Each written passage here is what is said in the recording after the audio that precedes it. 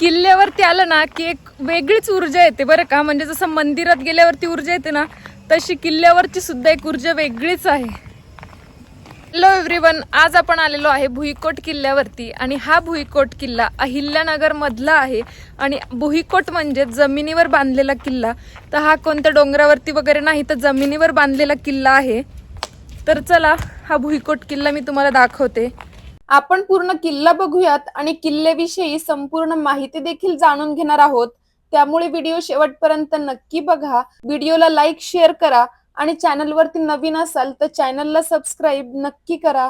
अहिल्यानगर मधील हा भुईकोट किल्ला हा महाराष्ट्रातील निजामशाही काळातील एक अत्यंत महत्वाचा आणि ऐतिहासिक वारसा आहे, जो मलिक अहमद निजामशहाने 1427 मध्ये बांधला. हा किल्ला आपल्या मजबूत तटबंदी, 22 बुरुज आणि सभोवतालच्या खोल खंदकामुळे अजेय मानला जातो. आणि सध्या हा किल्ला आता भारतीय लष्कराच्या ताब्यात आहे. या किल्ल्याचे ऐतिहासिक महत्व म्हणजे हा किल्ला निजामशाही, मुघल आणि मराठा पेशवे साम्राज्यांचा साक्षीदार आहे. मलिक अहमद निजामशहा यांनी इसवी सन 1490 मध्ये हा भुईकोट किल्ला बांधण्यास सुरुवात केली. त्यानंतर हुसेन निजामशहा यांनी 1559 ते 1562 या कालावधीत याची पुनर्बांधणी केली.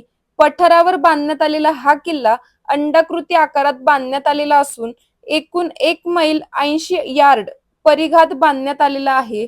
किल्ल्याला 2 मुख्य दरवाजे आहेत. एकूण 22 बुरुजे असणारा हा किल्ला भक्कम तटबंदी आणि बांधकाम यामुळे अनेक परकीय हल्ल्यांना तोंड देत आजही उभा आहे. या किल्ल्यांच्या अनेक वैशिष्ट्यांपैकी एक वैशिष्ट्य म्हणजे इसवी सन 1942च्या चले जाव आंदोलनाच्या वेळी अनेक भारतीय नेत्यांना या किल्ल्यात बंदी करून ठेवण्यात आले होते. पंडित जवाहरलाल नेहरू, सरदार वल्लभभाई पटेल, मौलाना अब्दुल कलाम आझाद, डॉक्टर पी.सी. घोष आदी नेत्यांना त्यांच्या खोल्या या ठिकाणी आहेत. या ठिकाणी राहूनच पंडित नेहरूंनी डिस्कव्हरी ऑफ इंडिया या ग्रंथाचे लेखन केले. आजही या ठिकाणी या ग्रंथाची हस्तलिखित पाने पाहायला मिळतात.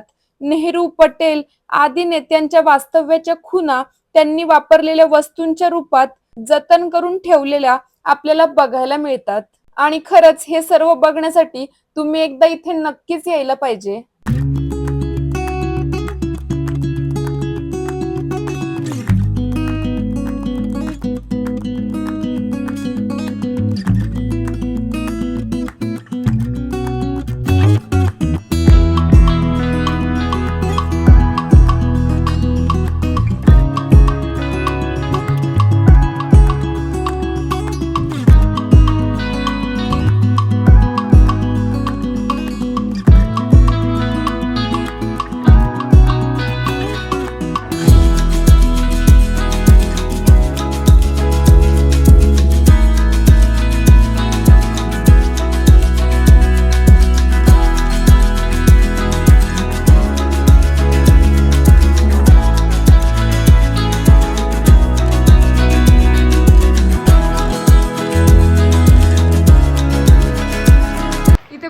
आपल्याला माहिती मिळते सगळी इथं भिंतींवरती लावलेली आहे.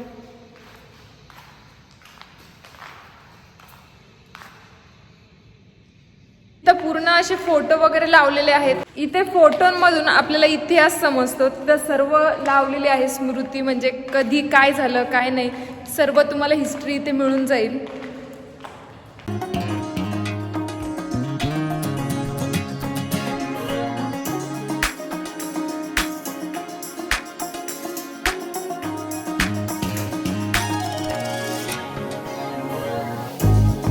तिकडून आल्याच्या नंतर इकडे पूर्ण म्हणजे हा किल्ला असा आहे ना की सेंटरला तुम्हाला हा पूर्ण मिलिटरी कॅम्पस त्यांच्याच ह्याच्यामध्ये आहे, अंडर आहे.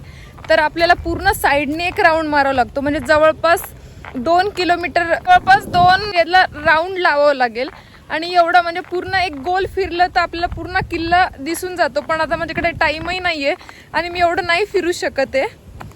सो मी आता थोडंसं जाईल आणि तुम्हाला दाखवेल आणि तिथूनच मला जेवढा व्ह्यू कव्हर करता येईल मी तेवढा कव्हर करेल. किल्ल्याचे बुरुज, तटबंदी आणि महालच नव्हे तर इथला प्रत्येक दगड त्याची कहाणी सांगतो आहे. अहिल्यानगरचा हा किल्ला दूरगामी नियोजन करून बांधण्यात आला आहे. या किल्ल्यासाठी निवडलेली जागा लष्करी सिद्धता, संरक्षण आणि राज्य कारभाराच्या दृष्टीने अतिशय योग्य अशी आहे. जुन्नर आणि दौलताबाद यांच्या अगदी मधोमध असलेले हे ठिकाण किल्ल्यासाठी आणि नंतर राजधानीसाठी निवडण्यात आले. निजामशहाने दूरदृष्टीने पूर्वेकडचा गर्भगिरी डोंगर रांगेत पडणाऱ्या पावसाचे पाणी अडवून साठवून ते किल्ल्यात आणि शहरासाठी वेगवेगळ्या मोहल्ल्यात आणले. किल्ला बांधतानाच तलावातून आणलेले खापरी नळ जमिनीखालून फिरवण्यात आले.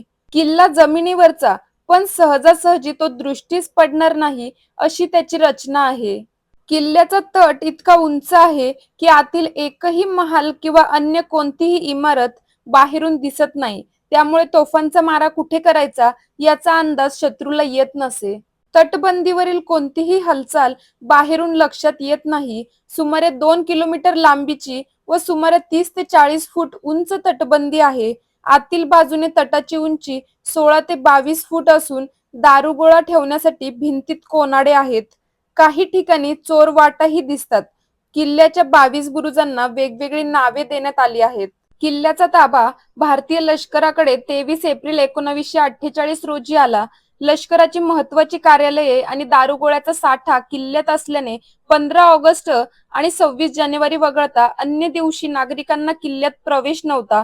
मात्र हल्ली किल्ला सर्वांसाठी खुला झाला आहे. तो वर्षभर कधीही पाहता येतो. तथापि तो पाहण्यासाठी पावसाळ्यानंतरचा काळ अतिशय उत्तम आहे. मला दिसतंय ना ते भुयारी खंदक आहे, त्याच्यामध्ये विषारी साप मगरी असायच्या. म्हणजे कोणी त्यांच्या विरुद्ध येऊन गडावर किल्ल्यावरती येऊ नये त्यासाठी ही अशी विषारी खंदक, भुयारी खंदक केले जायचे. जर इथून कोणी आलं ना, एखादा सैन्य, फेक दरवाजे, हे खोटे दरवाजे असायचे नकली, मग याच्यामधून खाली ढकलले की डायरेक्ट खंदकामध्ये, आणि तिथं असतात विषारी साप मगरी, ते त्यांना खाऊन घेतात. म्हणजे मुख्य दरवाजा वेगळा असायचा ओरिजिनल, आणि असे फेक दरवाजे बनवलेले असायचे. हे बघ, हा पण एक फेक दरवाजा आहे. इथून डायरेक्ट खाली खंदकामध्ये जातं. लय भारी आहे सगळं खरंच. आणि किल्ला पाहण्यासाठी किमान 3 ते 4 तास हवेत, कारण खंदकाभोवती 3 किलोमीटरची भ्रमंती करता येते. जास्त वेळ नसेल तर तुम्ही वाहनातून हत्ती दरवाजा, फत्ते बुरुज, वेलस्वी पॉइंट, झुलता पूल पाहता येतात. किल्ल्याच्या सध्याच्या प्रवेशद्वाराकडे जाणाऱ्या रस्त्यावर दोन्ही बाजूंना तोफा ठेवलेल्या आहेत. त्या तोफा इंग्रजांनी आणलेल्या आहेत.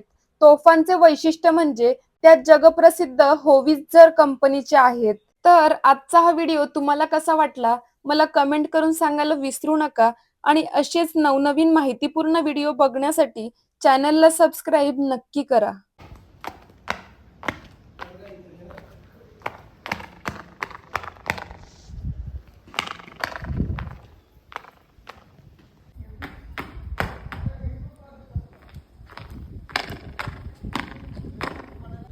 म्हणजे इथे आवाज डबल येतोय आणि इथे सिंगल आवाज येतोय.